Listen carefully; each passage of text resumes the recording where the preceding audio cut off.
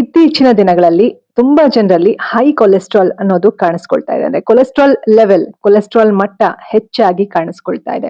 So ಕೆಲವೊಮ್ಮೆ symptoms ಇರುತ್ತೆ, ಕೆಲವೊಮ್ಮೆ ಸಿಂಪ್ಟಮ್ಸ್ ಇದ್ರೂ ಕೂಡ ತುಂಬಾ ಜನ ಆ ಒಂದು ಸಿಂಪ್ಟಮ್ಸ್ ಅಥವಾ ಲಕ್ಷಣಗಳನ್ನ ಗಮನಿಸೋದಿಲ್ಲ. ಡಾಕ್ಟರು ಒಂದ್ಸತಿ ಹೇಳ್ತಾರೆ, ನಿಮ್ಗೆ ಕೊಲೆಸ್ಟ್ರಾಲ್ ಜಾಸ್ತಿ ಆಗಿದೆ, ರಿಸ್ಕ್ ಇರುತ್ತೆ ಅಂತ ಹೇಳಿ ಮಾತ್ರೆ ಬರ್ಕೊಡ್ತಾರೆ. ಅಂದ್ರೆ ತುಂಬಾ ದಿವಸ ನೀವು ಏನು ಇದ್ರ ಬಗ್ಗೆ ಅರಿವಿರಲ್ಲ ನಿಮ್ಗೆ. ತುಂಬಾ ದಿವಸದಿಂದ ಆಲ್ರೆಡಿ ಈ ಒಂದು ಹೈ ಕೊಲೆಸ್ಟ್ರಾಲ್ ಅನ್ನೋದು ನಿಮ್ಗೆ ಕಾಡ್ತಾ ಇರುತ್ತೆ, ದೇಹದ ಒಳಗಡೆ ಇರುತ್ತೆ, ಬಟ್ ನಿಮ್ಗೆ ಗೊತ್ತಾಗ್ತಾ ಇರೋದಿಲ್ಲ. ಓಕೆನಾ?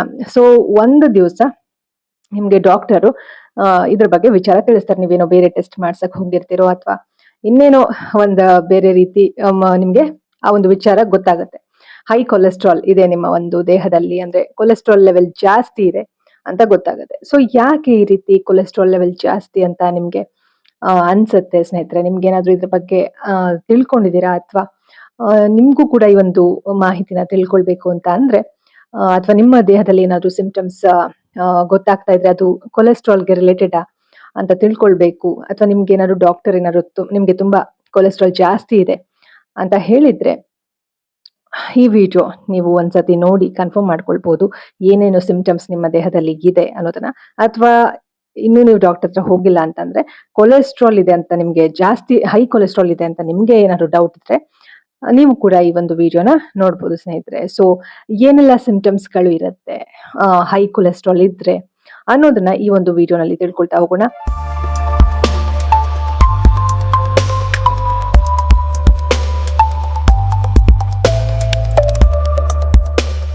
Welcome back to my YouTube channel. ನೀವು ನೋಡ್ತಾ ಇರಾ positive vibes Karnataka YouTube channel. ನಾನು ನಿಮ್ಮ Chaitra, counselling psychologist and narcissism recovery coach. ಸ್ನೇಹಿತರೆ, ನೀವು ಯಾರಾದ್ರೂ ಫಸ್ಟ್ ಟೈಮ್ ನನ್ನ ಚಾನಲ್ ನೋಡ್ತಾ ಇದ್ರೆ ದಯವಿಟ್ಟು ಸಬ್ಸ್ಕ್ರೈಬ್ ಮಾಡಿಕೊಂಡು ವಿಡಿಯೋಸ್ಗಳನ್ನ ನೋಡಿ ಅಂತ ಹೇಳ್ತಾ ಇವತ್ತಿನ ವಿಡಿಯೋನ ಶುರು ಮಾಡೋಣ. ಸೊ ಈ ಒಂದು ಹೈ ಕೊಲೆಸ್ಟ್ರಾಲ್ ಯಾಕೆ ಬರುತ್ತೆ, ಇದರ ಸಿಂಪ್ಟಮ್ಸ್ಗಳು ಏನು ಅನ್ನೋದನ್ನ ತಿಳ್ಕೊಳ್ಳೋಣ ಇವತ್ತಿನ ವಿಡಿಯೋನಲ್ಲಿ. ಸೊ ಈಗ ಆಲ್ರೆಡಿ ನಾನು ಡಯಾಬಿಟಿಸ್ ಬಗ್ಗೆ ಸಾಕಷ್ಟು ವಿಚಾರಗಳನ್ನ ತಿಳಿಸ್ಕೊಟ್ಟಿದ್ದೀನಿ. ಸುಮಾರು ಒಂದು 10 ವಿಡಿಯೋಗಳು ಆಲ್ರೆಡಿ ನನ್ನ ಒಂದು ಚಾನೆಲ್ ನಲ್ಲಿ ಬಂದಿದೆ ಡಯಾಬಿಟಿಸ್ ರಿಲೇಟೆಡ್.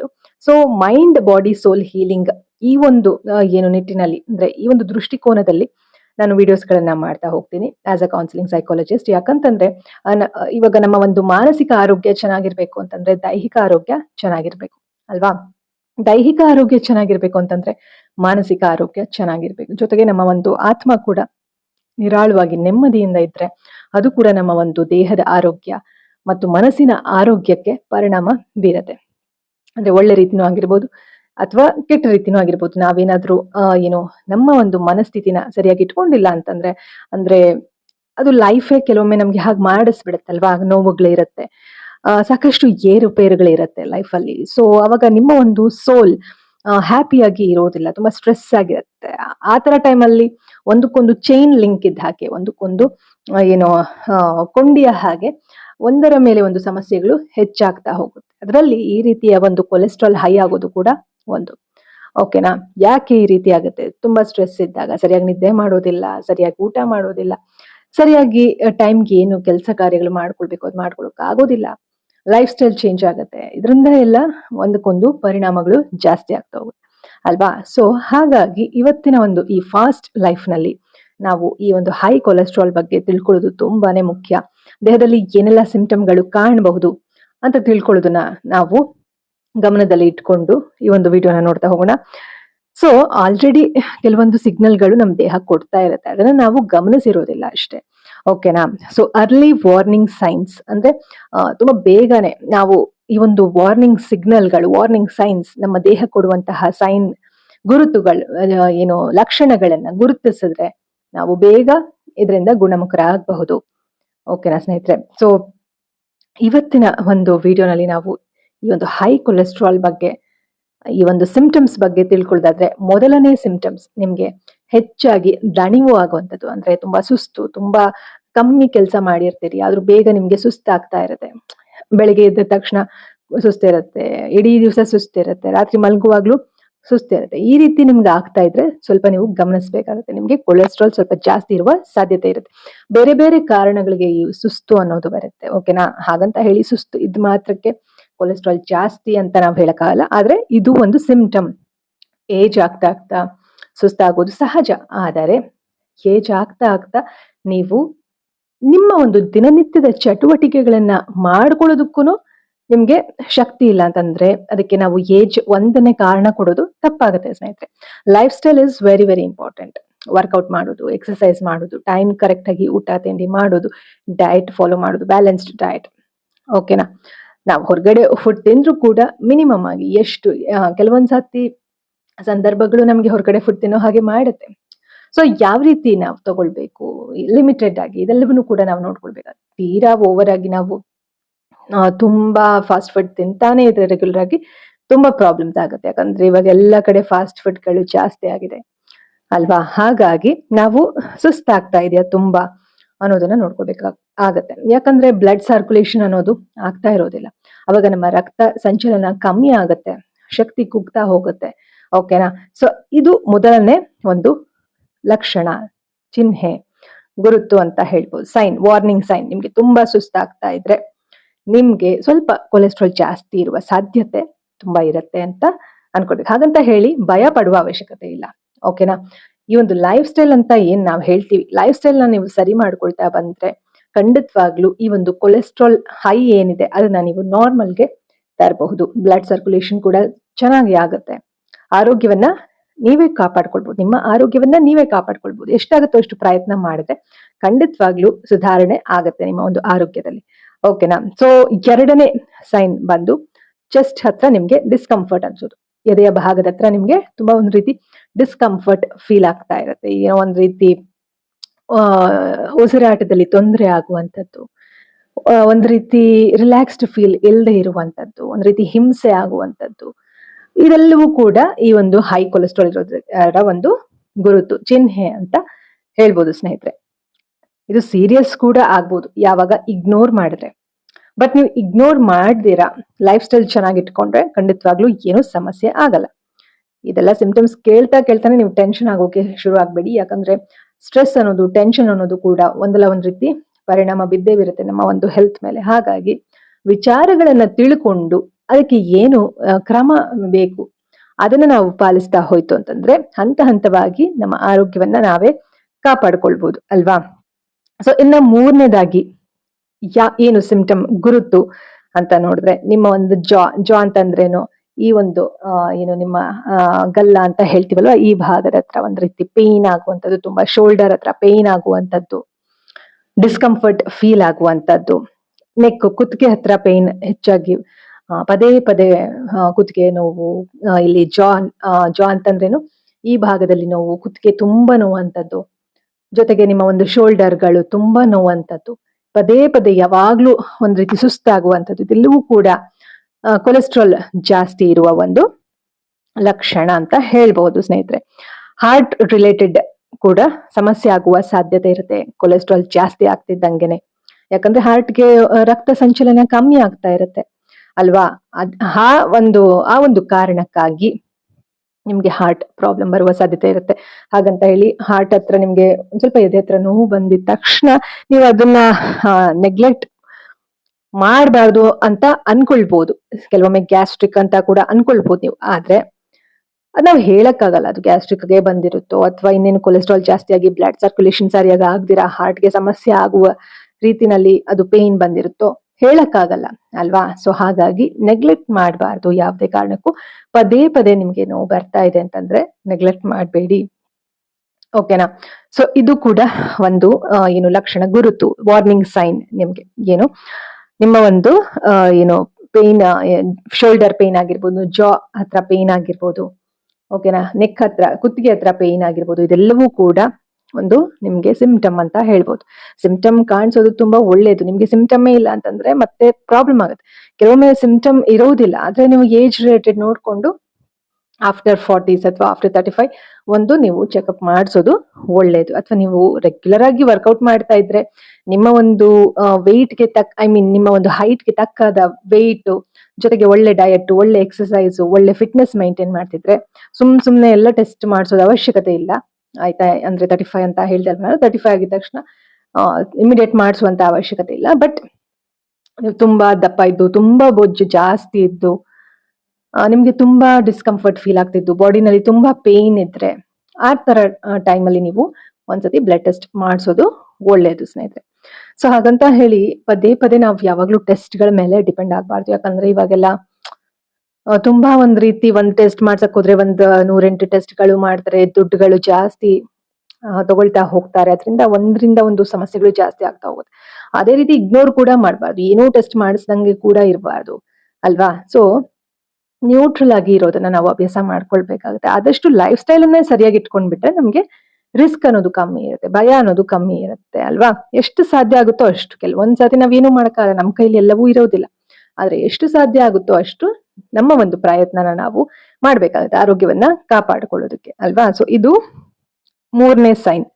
ಇನ್ನ 4ನೇ ಸೈನ್ ಬಂದು ಬ್ರೆತ್ಲೆಸ್ನೆಸ್. ಅಂದ್ರೆ ನಿಮ್ಗೆ ಒಂದ್ ರೀತಿ ಸ್ವಲ್ಪ 4-5 ಮೆಟ್ಲು ಹತ್ತಿದ ತಕ್ಷಣ ಎದುಪ್ಸ ಬರುವಂತದ್ದು. ಸ್ವಲ್ಪ ಜಾಸ್ತಿ ನೀವು ಮಾತಾಡಿದ ತಕ್ಷಣ ಎದುಪ್ಸ ಬರುವಂತದ್ದು ಅಲ್ವಾ? ಮೆಟ್ಲುಗಳು ಫಸ್ಟ್ ಫ್ಲೋರ್ ಇಂದ ಸೆಕೆಂಡ್ ಫ್ಲೋರ್ಗೆ ಹೋಗುವಷ್ಟರಲ್ಲಿ ನಿಮ್ಗೆ ಎದುಪ್ಸ ಬರ್ತಾ ಇರುತ್ತೆ. ಮಾತಾಡಕ್ಕಾಗಲ್ಲ. ಉಸಿರು ತಗೊಳ್ತಾ ಇರ್ತೀರಿ ಹೆಚ್ಚಾಗಿ, ಒಂದ್ ರೀತಿ ಡಿಸ್ಕಂಫರ್ಟ್ ಫೀಲ್ ಆಗ್ತಾ ಇರುತ್ತೆ. ಶಾರ್ಟ್ ಬ್ರೀತ್ಸ್ ತಗೊಳ್ತಾ ಇರ್ತೀರಿ. Long breath is very important. ದೀರ್ಘವಾದ ಉಸಿರಾಟ ಮಾಡೋದು ತುಂಬಾ ಇಂಪಾರ್ಟೆಂಟ್. ಬಟ್ ಇಂತಹ ಟೈಮಲ್ಲಿ ಏನಾಗ್ಬಿಡುತ್ತೆ, ಮೆಟ್ಲುಗಳು ಹತ್ಕೊಂಡು ಹೋಗಿರ್ತೀರಿ ಅಥವಾ ಇನ್ನೇನೋ ಒಂದು ಗ್ರಾಸರಿ ಐಟಮ್ ಒಂದ್ ಸ್ವಲ್ಪ ಭಾರ ಎತ್ಬಿಟ್ರೆ ನಿಮ್ಗೆ ಏನಾಗುತ್ತೆ, ಎದುಪ್ಸ ಬರುವಂತದ್ದು. ಎದುಪ್ಸ ಅಂದ್ರೆ ಏನು ಅಂದ್ರೆ ಸಾಧಾರಣಕ್ಕಿಂತ ಅಂದ್ರೆ ನಾರ್ಮಲ್ ರೇಂಜ್ಗಿಂತ ಹೆಚ್ಚು ಉಸಿರಾಟ ಆಡುವಂತದ್ದು. ಇದಕ್ಕೆ ಏನಂತೀವಿ, ಹಾರ್ಟ್ ರೇಟ್ ಜಾಸ್ತಿ ಆಗೋದು. ಅಂದ್ರೆ ಸ್ವಲ್ಪ ಅಬ್ನಾರ್ಮಲ್ ಆಗಿ ನಿಮ್ಗೆ ಫೀಲ್ ಆಗುತ್ತೆ. ನಿಮ್ಗೆ ಗೊತ್ತಾಗುತ್ತೆ ಯಾಕೋ ನಾರ್ಮಲ್ ಅನ್ನಿಸ್ತಾ ಇಲ್ವಲ್ಲ ನಂದು ಉಸಿರಾಟ ಅಂತ. ಸೊ ಇದು ಕೂಡ ಒಂದು ಲಕ್ಷಣ, ಒಂದು ವಾರ್ನಿಂಗ್ ಸೈನ್ ಅಂತ ಹೇಳ್ಬೋದು ನಮ್ಗೆ ಕೊಲೆಸ್ಟ್ರಾಲ್ ಇರೋದಕ್ಕೆ. ತುಂಬಾ ಆಗ್ತಾ ಇದೆ ಆ ರೀತಿ ಅಂದ್ರೆ ಸ್ವಲ್ಪ ಮೆಟ್ಲತ್ತ ಬಿಟ್ರೆ ಹಾಗಾಗತ್ತೆ ಅಂದ್ರೆ ನೀವು ಒಂದ್ಸತಿ ಅದನ್ನ ಟೆಸ್ಟ್ ಮಾಡಿಸ್ಕೊಳ್ಳಿ. ಬ್ಲಡ್ ಶುಗರ್ ಕೂಡ ಟೆಸ್ಟ್ ಮಾಡಿಸುವ ಅಗತ್ಯ ಇದೆ ಅನ್ಸಿದ್ರೆ ಶುಗರ್ ಕೂಡ ಟೆಸ್ಟ್ ಮಾಡಿಸಿ, ಇಲ್ಲಾಂದ್ರೆ ಕೊಲೆಸ್ಟ್ರಾಲ್ ಟೆಸ್ಟ್ ಮಾಡಿಸ್ಬೋದು, ಬ್ಲಡ್ ಟೆಸ್ಟ್ ಮಾಡಿಸ್ಬೋದು. ಓಕೆನಾ? ಸೊ ಇದ್ರ ಜೊತೆಗೆ ನಿಮ್ಗೆ ನಡೀತಾ ಇದ್ರೆ ಯಾವಾಗ್ಲೂ ಕಾಲ್ ನೋವು ಬರ್ತಾ ಇರುತ್ತೆ ಅಂತ ಇಟ್ಕೊಳ್ಳಿ. ಓಕೆನಾ? ಪದೇ ಪದೇ ಕಾಲ್ ನೋವು ಬರ್ತಾ ಇರುತ್ತೆ, ನಡಿಯಕ್ಕಾಗಲ್ಲ ನಿಮ್ಗೆ. ಅಂದ್ರೆ ಇವಾಗ ಕೆಲವೊಮ್ಮೆ ಓವರ್ ವೆಯ್ಟ್ ಇದ್ದಾಗ ನಾವು ಬೆಳಿಗ್ಗೆ ಹೊತ್ತು ಬೆಳಗಿನ ಜಾವ ಮಲ್ಗಿರೋರು ನಾವು ಸಡನ್ ಆಗಿ ಎದ್ದಾಗ ನಡೆಯೋಕೆ ಸ್ವಲ್ಪ ಕಷ್ಟ ಆಗ್ಬೋದು ಕೆಲವೊಮ್ಮೆ ಅಲ್ವಾ? ಇವಾಗ ನನ್ಗೂ ಕೂಡ ಅದು ಫೀಲ್ ಆಗಿದೆ, ಕೆಲವೊಮ್ಮೆ ಆಗಿದೆ. ಹಾಗಂತ ಹೇಳಿ ನಮ್ಗೇನೋ ತೊಂದ್ರೆ ಇದೆ ಹಂಗ್ ಫೀಲ್ ಆಗ್ಬಾರ್ದು. ಓವರ್ ವೆಯ್ಟ್ ಇದ್ದ ತಕ್ಷಣಕ್ಕೆ ತುಂಬಾ ಹೈ ಕೊಲೆಸ್ಟ್ರಾಲ್ ಇದೆ ಅನ್ನೋದೇ ಅಲ್ಲ. ಒಬ್ಬೊಬ್ಬರ ಬಾಡಿ ಸ್ಟ್ರಕ್ಚರ್ ಒಂದೊಂದ್ ರೀತಿ ಇರುತ್ತೆ. ಕೆಲವರು ಸ್ವಲ್ಪ ದಪ್ಪನೇ ಇರ್ತಾರೆ, ಆದ್ರೂ ಕೂಡ ಆರೋಗ್ಯವಾಗಿರ್ತಾರೆ. ಒಬ್ಬೊಬ್ಬರ ಒಂದು ದೇಹ ಪ್ರಕೃತಿ ಒಂದೊಂದ್ ರೀತಿ ಇರುತ್ತೆ. ಓಕೆನಾ? ಅವ್ರ ದೇಹಕ್ಕೆ ಎಷ್ಟು ಕೊಲೆಸ್ಟ್ರಾಲ್ ಬೇಕೋ ಅಷ್ಟಿರುತ್ತೆ. ಓಕೆನಾ? ಸೊ ಕೆಲವರಿಗೆ ಎಷ್ಟು ಬೇಕೋ ಅಷ್ಟಿರಲ್ಲ, ಜಾಸ್ತಿ ಇರುತ್ತೆ. ಸೊ ಹೀಗಾಗಿ ನೀವು ನೋಡ್ಬೇಕು, ರೆಗ್ಯುಲರ್ ಆಗಿ ನಿಮ್ಗೆ ಕಾಲ್ ನೋವು ಬರ್ತಾ ಇದೆ, ನಡೀತಾ ಇರುವಾಗ ಅಂತ ಅಂದಾಗ ಒಂದ್ಸತಿ ನೀವು ಟೆಸ್ಟ್ ಮಾಡಿಸ್ಕೊಳ್ಳೋದು ಒಳ್ಳೇದು. ಕೊಲೆಸ್ಟ್ರಾಲ್ ಜಾಸ್ತಿ ಇದ್ರೆ ಈ ರೀತಿ ಆಗತ್ತೆ. ಸೊ ಏನು ಕೊಲೆಸ್ಟ್ರಾಲ್ ಅಂದ್ರೆ, ಸೊ ಇದ್ರ ವಿಚಾರವನ್ನ ಕೂಡ ಸಪರೇಟ್ ಆಗಿ ನಿಮ್ಗೆ ತಿಳಿಸ್ಕೊಡ್ತೀನಿ. ಒಟ್ನಲ್ಲಿ ನಿಮ್ಮ ದೇಹದಲ್ಲಿ ಬೇಡದೇ ಇರುವಂತಹ ಫ್ಯಾಟ್ಗಳು ಎಲ್ಲವೂ ಕೂಡ ಸೇರ್ಕೊಂಡಿರತ್ತೆ. ನರಗಳಲ್ಲಿ ಸರಿಯಾಗಿ ರಕ್ತ ಸಂಚಲನ ಆಗ್ತಾ ಇರೋದಿಲ್ಲ. ಓಕೆನಾ? ಸೊ ಇದನ್ನ ನಾವು ಕೊಲೆಸ್ಟ್ರಾಲ್ ಅಂತ ಕರಿತೀವಿ. ಸಿಂಪಲ್ ಆಗಿ ಅರ್ಥ ಮಾಡಿಸಿದೆ ಅಷ್ಟೇ. ನಿಮ್ಗೆ ಇನ್ನೂ ಇದರ ವಿಚಾರಗಳನ್ನ ಇನ್ನು ಸ್ವಲ್ಪ ಡೀಟೇಲ್ ಆಗಿ ಮುಂದಿನ ದಿನಗಳಲ್ಲಿ ತಿಳಿಸ್ಕೊಡ್ತೀನಿ. ಓಕೆನಾ? ಬ್ಲಡ್ ಸರ್ಕ್ಯುಲೇಷನ್ ಸರಿಯಾಗಿ ಆಗ್ತಾ ಇರೋದಿಲ್ಲ, ನಡೆದಾಗ ಸಡನ್ ಆಗಿ ಪೇನ್ ಬರುವಂತದ್ದು, ಇದೆಲ್ಲವೂ ಕೂಡ ಒಂದು ಸಿಂಪ್ಟಮ್ ಅಂತ ಹೇಳ್ಬೋದು, ಲಕ್ಷಣ. ಸೊ ಇವಾಗ ಕ್ವಿಕ್ ಆಗಿ ಇನ್ನೊಂದ್ಸತಿ ನೋಡ್ತಾ ಹೋಗೋಣ. ಏನು ನೀವು ಕೆಲವೊಂದಷ್ಟು ಗಮನಿಸದೇ ಇರುವಂತಹ ಲಕ್ಷಣಗಳು ಏನು, ವಾರ್ನಿಂಗ್ ಸೈನ್ಸ್ಗಳು ಏನು ಕೊಲೆಸ್ಟ್ರಾಲ್ ಜಾಸ್ತಿ ಇದೆ ಅನ್ನೋದಕ್ಕೆ. ಮೊದಲನೇದಾಗಿ ತ್ವರಿತವಾಗಿ ದಣಿವಾಗುವಂಥದ್ದು. ಅಂದ್ರೆ ಬೇಗ ನಿಮ್ಗೆ ದಣಿವು, ಸುಸ್ತು, ಆಯಾಸ, ಎನರ್ಜಿ ಕಮ್ಮಿ ಆಗುವಂಥದ್ದು ಅಲ್ವಾ? ಇದೆಲ್ಲವೂ ಕೂಡ ಆಗುತ್ತೆ. ಎರಡನೇದಾಗಿ ಚೆಸ್ಟ್ ಹತ್ರ ಡಿಸ್ಕಂಫರ್ಟ್ ಆಗುವಂಥದ್ದು.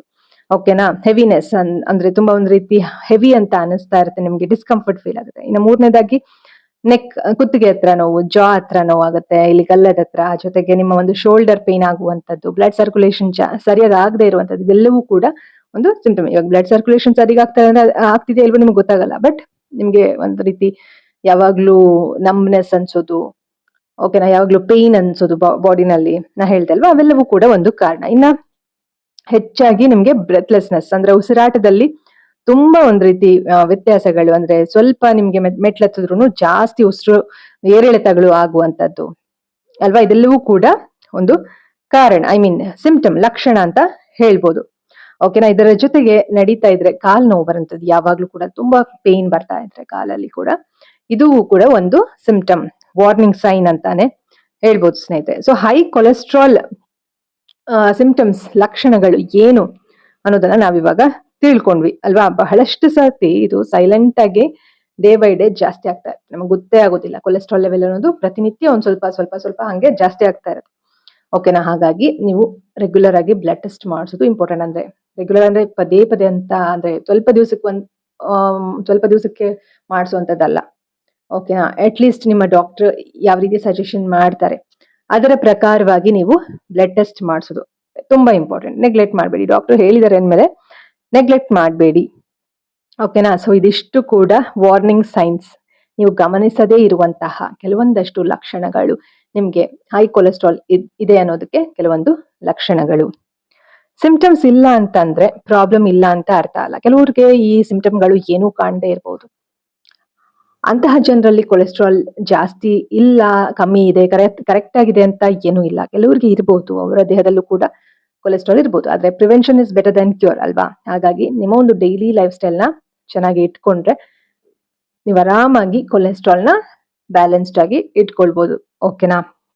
ಸೊ ಈ ಸೈನ್ಗಳು ಯಾವೆಲ್ಲ ಸೈನ್ಗಳು ನಾನು ಹೇಳಿದೆ, 5 ಸೈನ್ಗಳು, ವಾರ್ನಿಂಗ್ ಸೈನ್ಗಳು, ಗುರುತುಗಳು, ಚಿಹ್ನೆಗಳು, ಇದೆಲ್ಲ ನಿಮ್ಗೆ ಏನಾದ್ರೂ ಕಂಡು ಬಂದ್ರೆ ಅಥವಾ ಇಲ್ಲ ನನಗೂ ಇದೆಯಲ್ಲಪ್ಪ ಇವೆಲ್ಲ ಅಂತ ಅನ್ಸಿದ್ರೆ ಯಾವುದೇ ಕಾರಣಕ್ಕೂ ಪ್ಯಾನಿಕ್ ಆಗಬೇಡಿ, ಹೆದರ್ಬೇಡಿ.